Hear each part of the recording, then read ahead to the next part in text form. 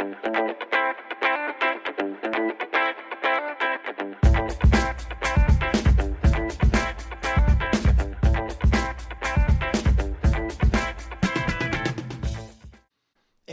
we're back with another episode of Unbuffered. I'm Christopher Mitchell at the Institute for Local Self-Reliance, and we're back on the show that looks at technology and how we organize society and tries to make sure we're using technology rather than it using us, or a few people using it to use us.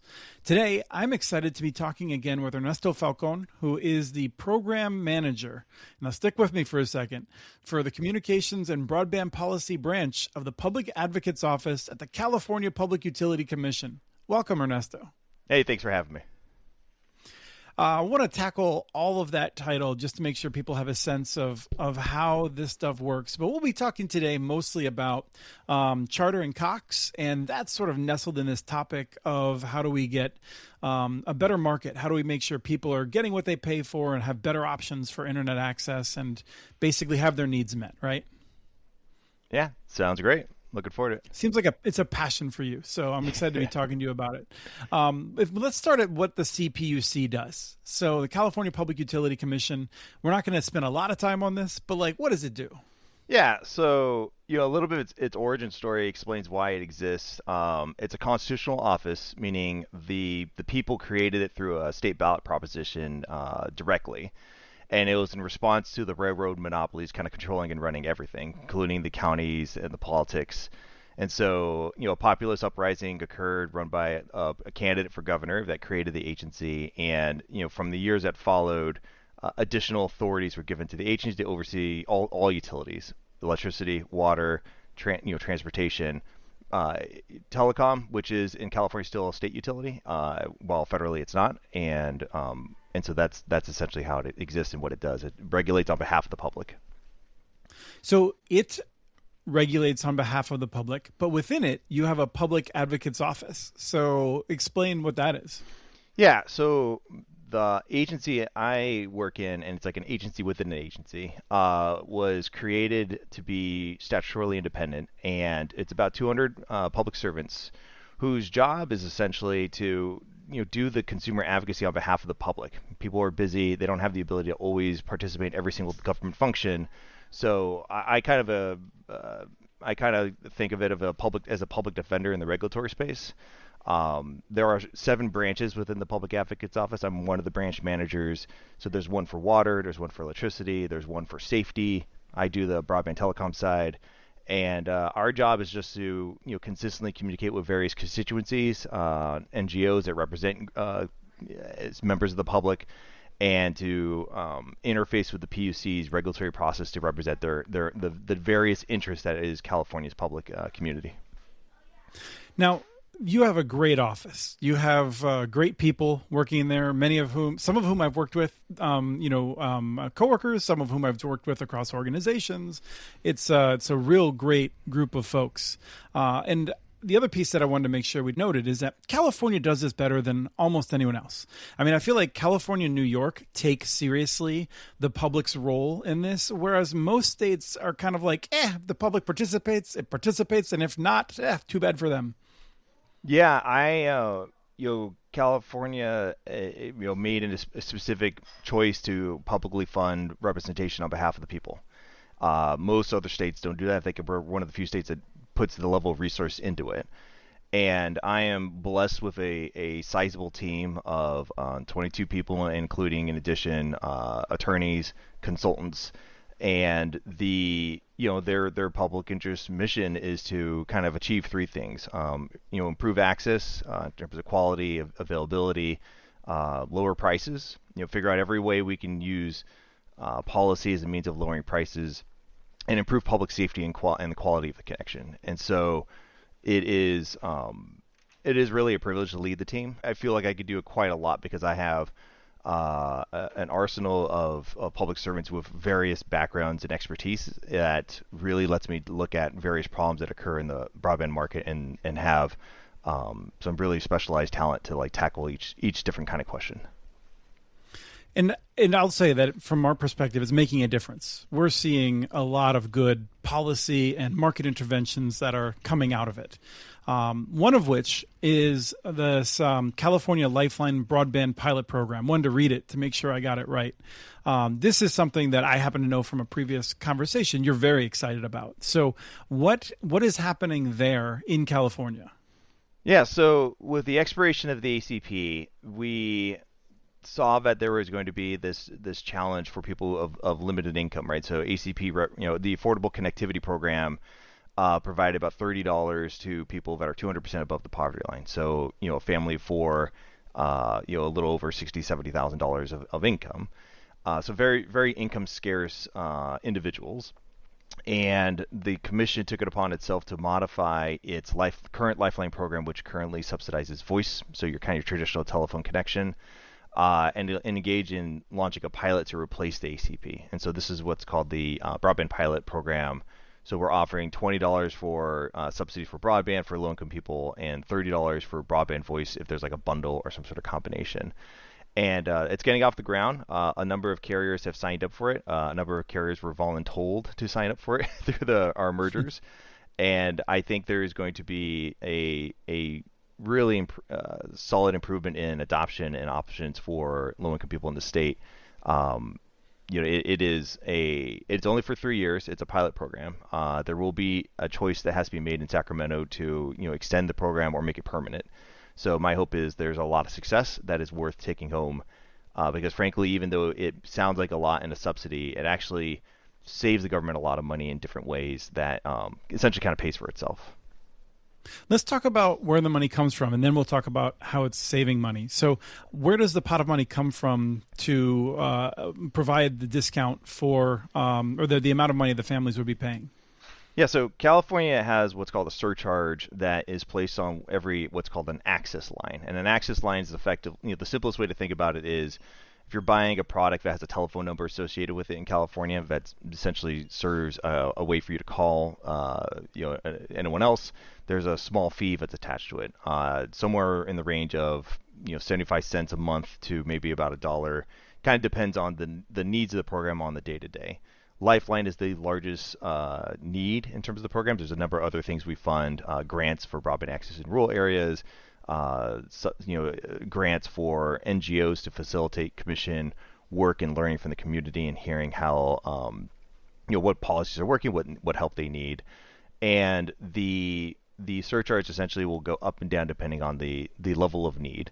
But that is essentially our main funding mechanism. It's about 55 million access lines in the state of California. So a penny does a lot, and a dollar gives us an enormous amount of flexibility and capacity to really help people.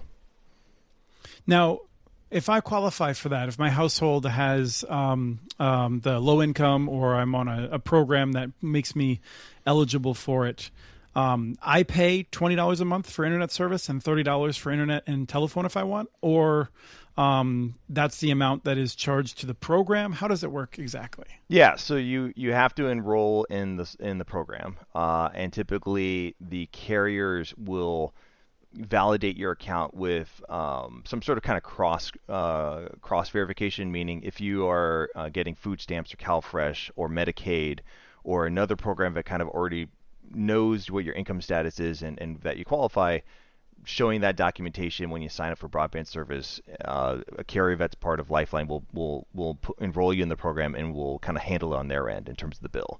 So you don't have to necessarily pay anything depending on how much the charge is.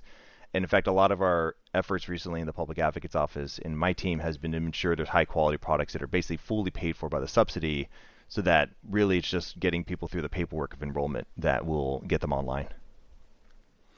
Okay, and then the carriers benefit to some extent because they have a guaranteed source of income. They might prefer to make more income, but they also spend a lot of time in collections with families that are in difficult circumstances, and if they can avoid that, there's a benefit for them. So this is kind of I always think of it as a win-win. Oh, absolutely. I mean, the fact of the matter is a network becomes more profitable the more people that use it. And the fact is the carriers don't quite see it that way. Or rather, I would I would suggest the market. Maybe some of the people within their companies don't. I think there's always a fight internally. Yeah, it's a culture situation. Some companies I think really understand that the volume is better. It's better to convert people who can't pay anything into subscribers. And there's some I will say uncharitably will think if they can pay it, then they shall, and take the wrong idea of the more I can extract revenue from each individual person, regardless of the I would say the stress and the financial pain it inflicts.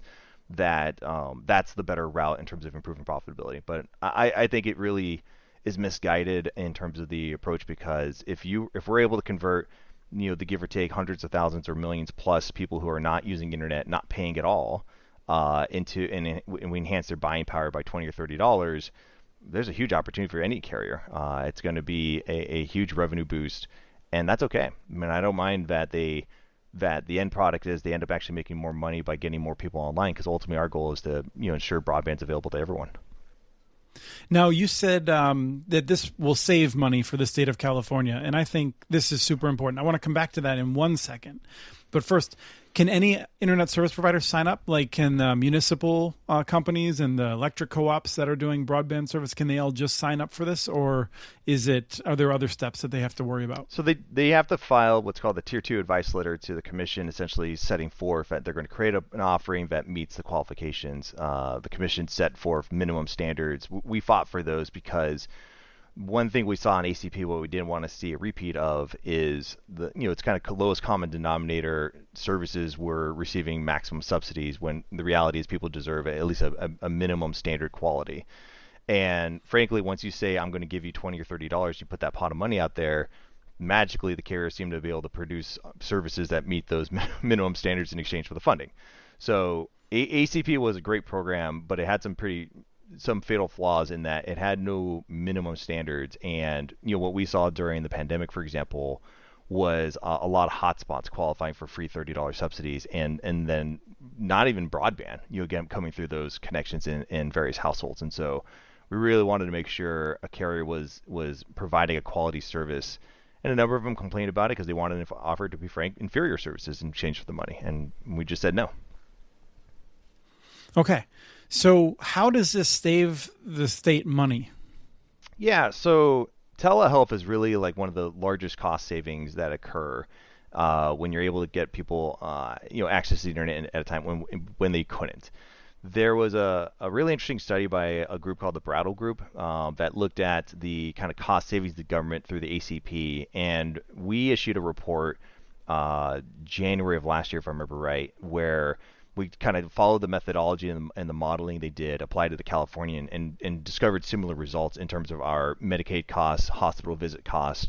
If you're putting out $20 a month and you're saving a hospital well past $20 a month in terms of reducing visits to a hospital, having people be able to engage with their doctor while still at nearby work and able to return to work thereafter. There are kind of two benefits that occur there. One, the cost on the hospital side, which is publicly funded in many ways, goes down, and the economic gain for the individual. Many of them are hourly waged workers, so losing 2 hours to visit a doctor to go in person carries cumulative negative effects for them. And so by increasing their ability to just simply have the appointment remotely and then go back to work, increases their economic output as well. So it kind of goes both ways in terms of the value gain, and yeah, it is well in excess of the surcharge in terms of the value proposition from government and from the people. Yeah, at $20 a month, we're talking about $240 a year, and I'm very passionate about this. I'm someone that dabbles in elder care. I wouldn't say I'm the most responsible sibling, but I try to be available. And one of the things I've learned is the difficulty of predicting when you're needed. And one of the things that people don't appreciate is how expensive it is to do a visit, and how expensive it is when people don't show up. Right. And so whether it's an elder who can't get there, or whether it is a person who's responsible for taking care of young or older people in the family who is then unable to visit, at $240 a year, all you have to do is prevent like one missed visit or one ER visit per like 4 or 5 years per person on average. And some people are going to, with remote care, are going to be actually saving far more than that. And so it doesn't take a lot in terms of telehealth benefits to just pay for this program outright, I think. And then there's all kinds of other benefits for other state programs as well. Yeah. So yeah, I love to just make sure people understand that math. Yeah, I mean, one more I'll bring up that I think is was key and actually I think central to a lot of the leverage and negotiation the government has over the broadband industry in this sense.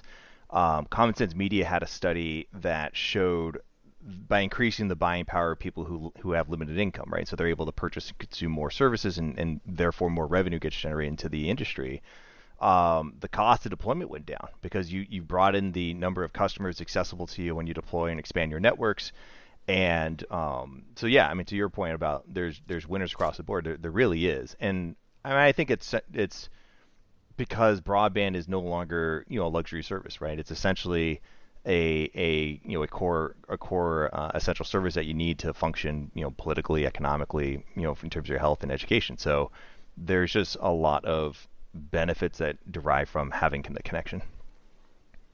Okay, so I want to change directions here to another passion that you had before you went in, and I share with you, which is more competitive markets. And in the 1990s, we transitioned from telecommunications being a assumed monopoly with a regulator to trying to achieve real competition, so the market would provide discipline. And I think we've talked plenty about how that hasn't always worked out. I do feel like if one steps back and just ignores the role of like corruption and lying of people that have like the aim of monopolizing the market, fundamentally, there's been this idea that government should remove barriers. And for 30 years, there's been a focus on like, oh, we need to remove barriers to competition, less regulations. And we have not achieved rigorous competition. So before we dig into the merger issue, which gives you some levers, just give me a better sense. You joined the CPUC with this idea of like, you want to see more competition. What levers does the CPUC like have to try to do that, whether that is this deregulatory mindset or like a positive, regulation approach to establishing more competition? Yeah. So we actually have a couple of authorities I think that really play a role in this. One, we oversee the polls, and polls are kind of these essential entry points for any carrier who's trying to deploy in a network. Now, technically, the PUC doesn't oversee all polls in California. This is the dynamics of having a giant state in that there's a lot of fiefdoms, and so we do oversee a polls that are owned and controlled by electric utilities and owned by the telecoms. So that's a lot, but it's not all the state. But to the extent that we can address things like make ready access, pole quality in terms of the ability to attach fiber wires right now, those are things that have, and industry has acknowledged this writ large, had huge impacts on deployment costs, which then increases the attractiveness of where you deploy. We also have a program called the Loan Loss Reserve Fund, and so we're the only state in America that has essentially like a revolving loan economic development fund that's specifically tailored for public broadband, municipalities, cooperatives, counties, tribes, school districts, libraries. These are the entities that are exclusively eligible to access this loan program. It's had some false starts because I think there is it challenges. This is just my opinion, and the nice thing is I can have an independent opinion of the agency that I work at because we're statutorily independent. We have not been able to successfully roll out that funding in yet, but the program still exists, and there's a lot more, I think, reform and thinking through about how to incentivize and support long-term low interest loans out there. When we have a chance in the future, I'd love to dig into that, because I think this is so powerful for people to appreciate that, local governments that don't have a history of telecommunications projects or, school districts or the tribes, for them to seek capital funding is difficult. And because they don't have a long record in this area, they will be seeing higher interest rates. And the presence of that loan loss reserve fund lowers the interest rates, which makes more projects feasible to actually work, because the investors know that even if something goes horribly wrong, they will likely be able to recover most of their investment because it would tap into that reserve fund. And so this is a pretty cool thing. And like when the projects work, they don't even touch it. Right. So right. It's even better is that like it's a revolving loan fund that hopefully doesn't need as much. However, the state was aggressive in trying to establish a large one. And then because of changes in the economy, had to scale it back significantly. So that's one of the other issues that's out there. Yeah. And there's an inherent tension with government in that government is risk averse, and yet we have to be willing to tolerate and kind of essentially step in to address risk in difficult to serve areas. Otherwise, I mean, if it wasn't there, the private industry would have done it already, right? So like the whole point of these programs was to enable players who are not profit driven, much more long term minded in the investment structure, and better suited. And so we still have work to do, but the programs still exist. The authority to provide the funding still exists. And one thing that's very unique about our loan loss reserve program is it's not restricted to the dichotomy you hear about unserved and served. It's just an economic development fund. If Los Angeles wanted to use it, Los Angeles could use it. If Humboldt County wanted to use it, Humboldt County can use it. So it was just really designed to be just a means of providing low cost loans to build. So those are a couple examples, and then the general authority to oversee the industry and kind of call balls and strikes where necessary, and kind of think through modernization of these networks. Those are kind of the mechanisms that the agency has as a regulator to advance these networks. I mean, one thing, just a quick thought on, or quick thing that I found in research in the past. Every advanced economy that we in California and in America think about of like, gosh, I really wish our internet was as good as theirs. So like South Korea is like an easy example. Many of the European nations are way ahead of us. All of them had an expert regulator involved. There is no country that had no regulator involved, and thus forth incredible broadband options stemmed forth. That doesn't exist in the planet. And so a lot of the ideology around keeping the regulator out of it really has no case studies or proof of concepts of that actually ever working. Yeah, I think Ultimate Frisbee might be the only sport that has no refs on the field, and I think they're more likely to move in that direction than any other sport removing the referees or umpires. So, that sounds right. There's one other thing, too, that I could think of, which is that the CPUC was tasked with distributing billions of dollars of funding from the federal government and also money that the state set aside to improve internet access. And in recent years, the CPUC has really gone out of its way to consider a variety of projects, to encourage projects from tribal nations directly, and not to just kind of rubber stamp the same old projects from the same old internet service providers that know how to use the process. Some other states have done that well, but I feel like California has been particularly good at breaking the mold and recognizing we need to do something different to really solve these problems. Yeah, and it really, it's a 5-person commission. My boss is the director of the Public Advocate's Office, and so she's governor appointed, Senate confirmed too, and is often seen as like kind of quote unquote the 6th commissioner. That's how they refer to it, because she's the consumer representation side of it. But a single motivated commissioner really does set a massive part of the agenda. And in times past, during the creation of SB 156, which is the state law that I got to work on and help kind of design a lot of the original architecture in a past job, was Commissioner Martha Guzman, who was really an evangelist about figuring out how to get 21st century access to everyone, and was very close with working with the governor's office and kind of designing that. Then I would say in terms of the interest in tribal broadband really stems from Commissioner Darcy Houck, who is really laser focused on addressing those communities and has had a number of workshops and direct meetings with tribal leaders.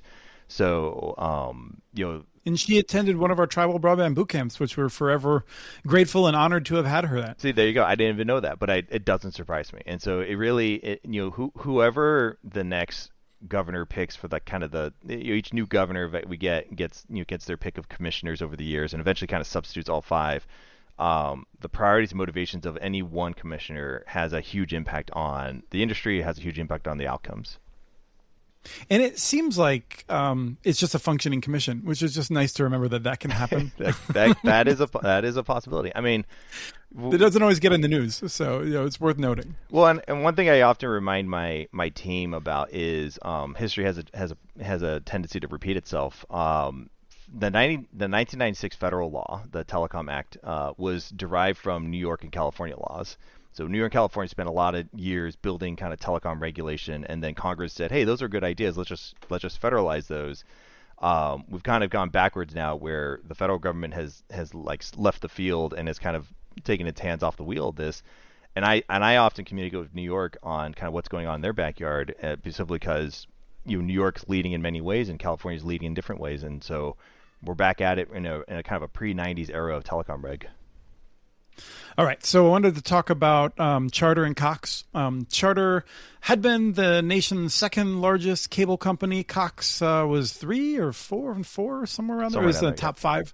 Yeah, that's and right. It's funny because you don't think about it for a couple months and you lose all the facts.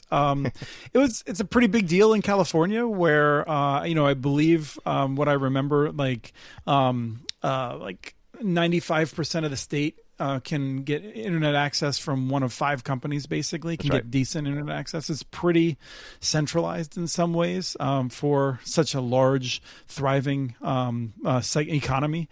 And so, first of all, before we deal with that in particular, why does the CPUC get to say anything about this merger? So in state law, we have authority over mergers between utilities. Both of these have utility functions in them, and an interesting legal policy issue here is when these companies are merging and they assert, if you allow our regulated portions to merge, we're going to deliver all these other valuable products and services in addition. And so anything they assert as part of a justification to allow the consolidation, we also get to review and we also get to analyze. So they can't just, there was a funny tension where Charter and Cox would say, "Oh, we're going to be able to bring down broadband prices and we're going to be able to improve broadband services. Oh, but you don't have any authority over broadband," which is untrue. We actually do have authority over this, and the dynamic is, if you're going to come into the commission and say, "Allow us to merge, and here's the good things we're going to give you," we get to scrutinize everything they say to confirm if that's true or not. We've certainly seen in mergers in a variety of different jurisdictions, claims were made that were not made good. They didn't. They made promises that weren't kept. So it's certainly something one wants to keep an eye on. So in this case, Charter's buying Cox. Cox has a lot of service down in more Southern California, I think, San Diego area, yep. and so what are the main concerns here? So it really stems from just the increased consolidation, right, and the level of concentration that creates. One thing that we reviewed and were able to publish a study in January of this year. So it seems like January we try to produce something every year. We worked closely with UCSB on utilizing this tool called the Broadband Query Tool, which is this kind of automated data scraping technology that allows you to kind of scan a list of addresses. We have an enormous amount of internal information that we collect from the industry, subscriber data, location data, and things that we can't publish. And we didn't have a way to look at dynamic pricing, meaning what's the price of that service in that block right now, right? We're able to look at kind of the generally reported year averages, but not spot analysis of what's going on. UCSB created this tool that we were happy to partner with and provide funding to expand on. And originally we came at it with the 2 things we wanted to look at. One, we wanted to look at issues of digital discrimination and seeing what if there's any detectable trends with census data and kind of the overlap. 2, I wanted to find out, is there a meaningful difference when there's 3 gigabit providers versus 2 in terms of the prices on average? And the Northern California areas, the Bay Area in particular, actually is blessed with multiple cable and fiber options. So we took Oakland, for example, and San Mateo, which both have. Right, like many neighborhoods are, as I think is what you're. I would like to be clear. Like, I don't think is it not the case that like necessarily every address doesn't necessarily have three options, but there are a lot of neighborhoods that there are three options. Is that correct, or am I understating it? In Oakland in particular, Sonic Fiber really went pretty far. They're not Okay. 100% coverage, but they're pretty deep in throughout the city. So it's actually really commendable, I think, on their part. But they just see opportunity in even if there's a cable monopoly, and that's kind of their target market. So and then converse the flip side of that in Southern California, no, there's an awful lot of one choice, which is tragic because it's a global city of high density. It really should be see all South Korea, and so we had the opportunity to be able to measure urban markets of high density to see what's the pricing difference when you have three versus two versus one, and an inadvertent discovery when we kind of did the statistical sampling at scale here was the gigabit offering is actually what controls overall pricing. And so much of the, I think, analysis of competition is focused on 100 down, 20 up, which weirdly enough, 100 down, 20 up was never a standard picked on competition basis. It was just for the viewers to understand kind of the politics and how this plays in technology. Congress was trying to pass an infrastructure law. Biden was president, and kind of the sky is the limit in how much we're going to fund. And so a lot of the emphasis of BEAD originally was how do we get fiber to basically everyone. That's why it's like a $15 billion program. It's tragic what happened in terms of Trump and like what's happened with this benefit of the bargain stuff.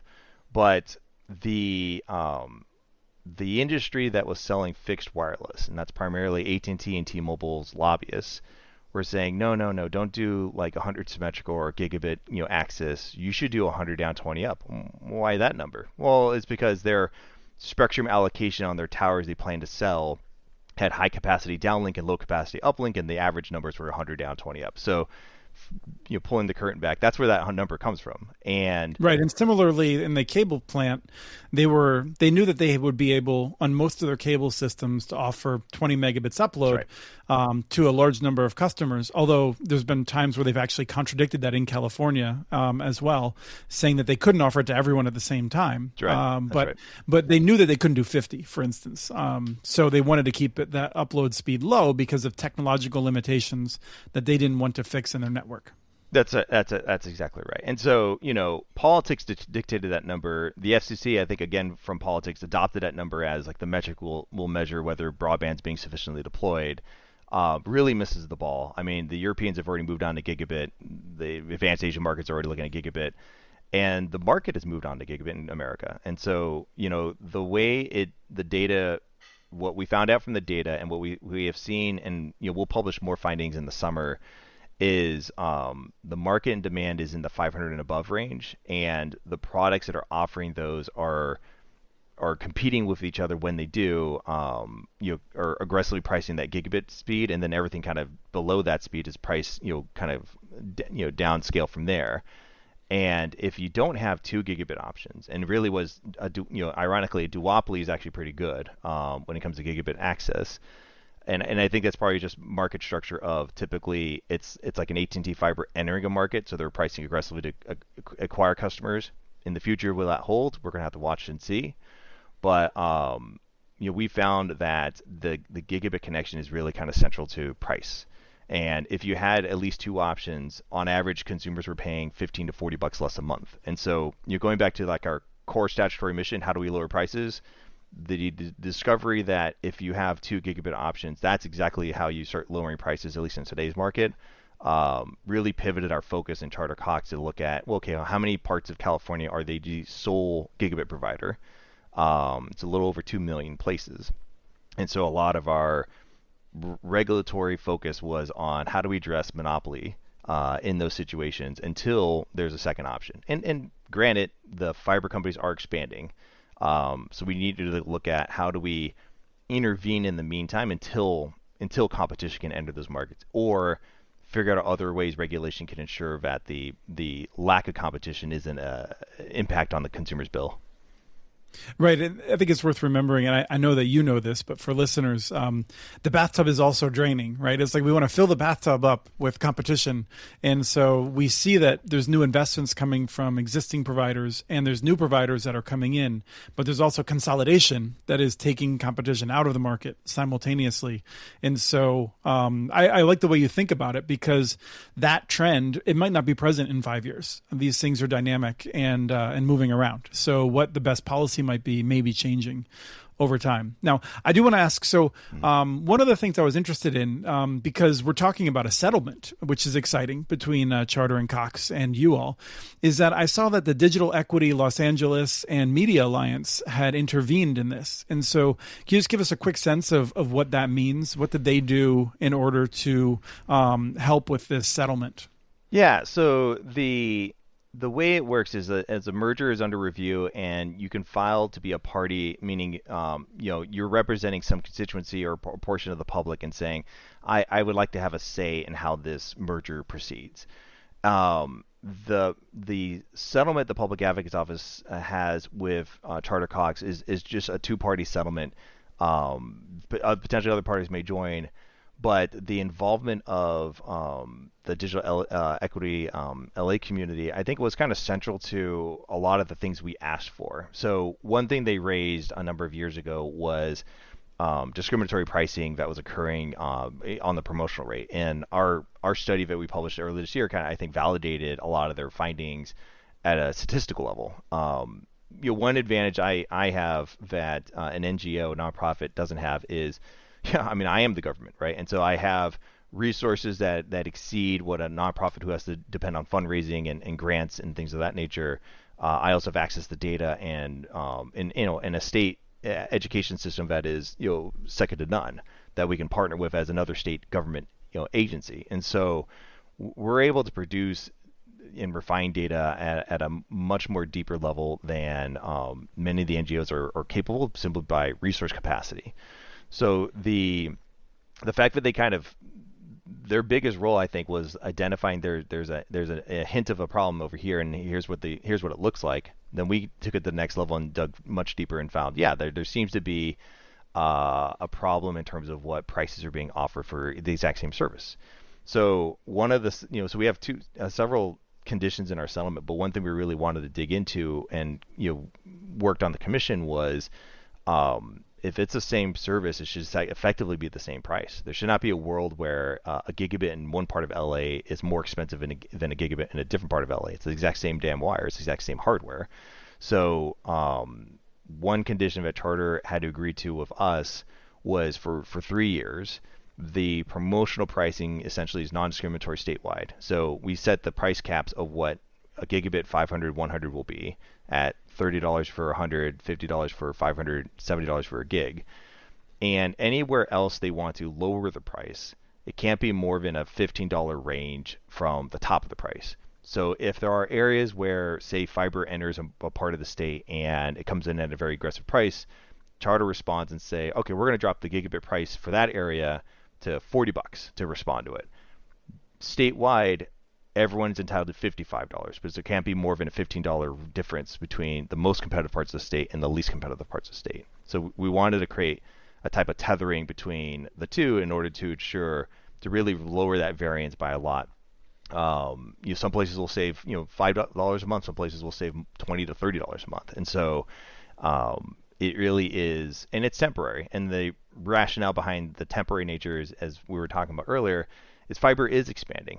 Technically, once we were able to kind of eliminate the gigabit monopoly zone in the state of California, then we have solved at least the initial problem of monopolization and monopoly rates.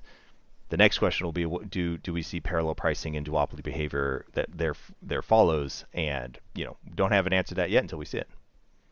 And that's interesting because there's no real experimentation around price caps, right? I mean, like the Federal Communications Commission is pretty clear about not supporting it, and that's true of Republicans and Democrats. I'd say a lot of policymakers are deeply concerned about it, and then people like me are also deeply concerned about price cap efforts because of the potential for endless litigation, and it seems to me that like one of the things these 3 years will give us is a sense of like, oh, well, like if you structure it this way, it might be a little more effective because Charter is in control of its pricing. It just has a range in which it cannot abuse the people who don't have as much of a choice. And so I think it's an interesting policy tool. Have you seen it used elsewhere? Did you guys come up with it? Like, even any sense of prior use? This price cap kind of tethering between competitive and non-competitive, it's the first time.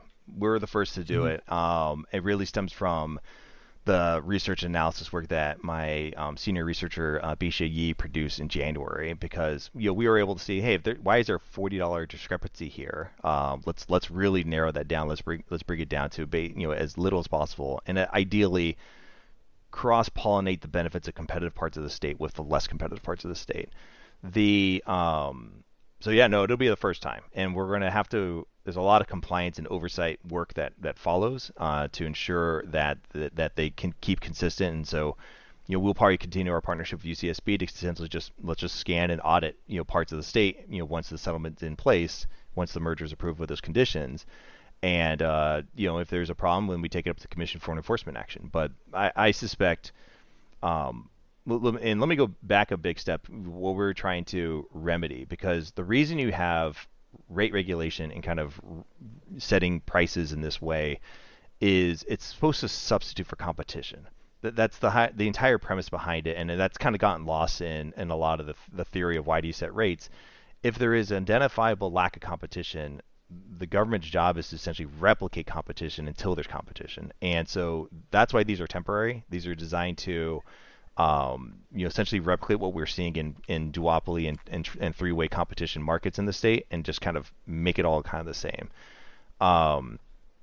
The other thing about it too is you don't want to go too aggressive, because an interesting thing is, on the flip side of it is, if you were to say, okay, you have to charge the lowest prices across that the best competitors are charging, unfortunately what you end up doing is suppressing the ability for those competitors to enter those markets. Because the more the companies overprice, the more it attracts alternatives. So there is this push-pull we have to be careful about when you think about how you set prices. I was thinking about that in relation to the Lifeline program, and my preference would be that we would have fewer subsidy programs and more and networks that were designed to really meet the needs of folks, because just having an affordable price from Charter doesn't necessarily mean that Charter is going to be the best ISP for people that might need some additional support and additional needs, where we'd prefer to have some kind of arrangement that had a business model which might frankly require some kind of ongoing support, financial support to work, because of the higher costs of serving those folks. But the simple fact is, people need access yesterday, and like you're providing a solution that gets it to them today, and that's really terrific. So like I always feel like it's important to keep those things in mind. One other thing I wanted to note, I want to come back to the settlement terms before we run out of time, but the Digital Equity LA and Media Alliance, they also I want to give them kudos for doing the hard work of getting people interested in this stuff and educating them on it. I had a podcast recently with Neil Chilson, and we were talking about decentralized solutions. And he made a point that will always stick with me, which is, he said it differently, but it's that this is not a spectator sport. We need people to get involved and to write to their elected officials and play their role and, be a part of civil society. So those groups are very inspiring for that. But I know you agree, but we'll just move back to the settlement. And what else is included in the settlement that people should know about that's going to allow this merger to move forward? Yeah, well, and I want to connect a dot here on something you brought up. So the Los Angeles Consortia has received grant funding from the PUC to exist. And so it is very valuable for their contributions to the policy, because we can only know so much. We need people on the ground to tell us when they see something and when they're identifying problems, because then that informs my team to investigate. We have an enormous ability to request data from these companies to kind of dig in and find out what's not working, what is working. And and that is all funded by the surcharge. It kind of goes back to everyone pays a little bit into this program. What are you getting out of it? Well, you're getting a lot of community representation is another byproduct of that. To the settlement terms, so one thing I've been articulating in Sacramento is there's two markets. There's the general market that middle income and upper middle income exist in, And there's a low-income market that should be seen and treated differently, because these are folks who are not making discretionary choices based on, oh, that's the best product for me, or I'll take that. They're making sacrifices between choices. And so it is our policy goal as the Public Advocate's Office to create as many basically fully subsidized high quality options for the low income population, simply because we ran what's called an affordability calculation.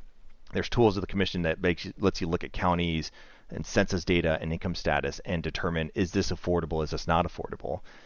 And we were able to determine there's parts of the state where there are people who can only afford to pay zero to get access to the internet. Senior citizens surviving on Social Security alone would be like a typical example of that. So it is our mission and goal to think about them as a separate and different market, because they're just not participating because there's nothing at zero absent something that's subsidized that meets that price point.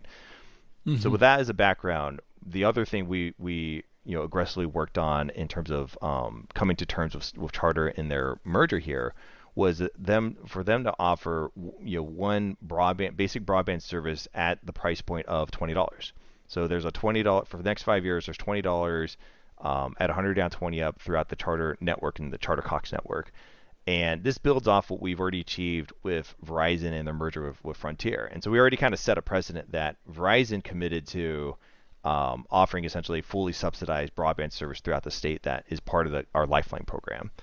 And now Charter will too. And so large swaths of the state. So the Charter Cox territory is about a million individuals. I think it's like 350 households that are qualified as low income are going to be entitled to essentially free service if they wish to enroll in the program and apply the subsidy to it. The second piece we were able to agree to, and this is new in terms of low income policy. What we are seeing in the data, going back to what I was saying about the market's moved on and most subscribers are in the 500 and above range nowadays. It's even true for low income. Most of them are not really. There's kind of two populations of low income. There's ones who are subscribing to the most basic service at the lowest price, which is typically these discounted services that cable offer, 50 down, 10 up, which I think is an inferior product. It should be at least 100 down, 20 up at this point. And then there's a population that are subscribing to 300, 500, and even a gigabit. Not at the same levels as the general market, but still a sizable portion of the population, about 40% of them in the state of California. So we wanted a higher quality product, which is where we are able to agree to a 500 down, 20 up offering from Charter, also for 5 years at $50. And they're also supposed to include voice connectivity to it, wireline voice. So this would be just like your telephone at the house. Under those conditions, a consumer can access that for $20 out of pocket because the state will pay for $30 of the cost of that.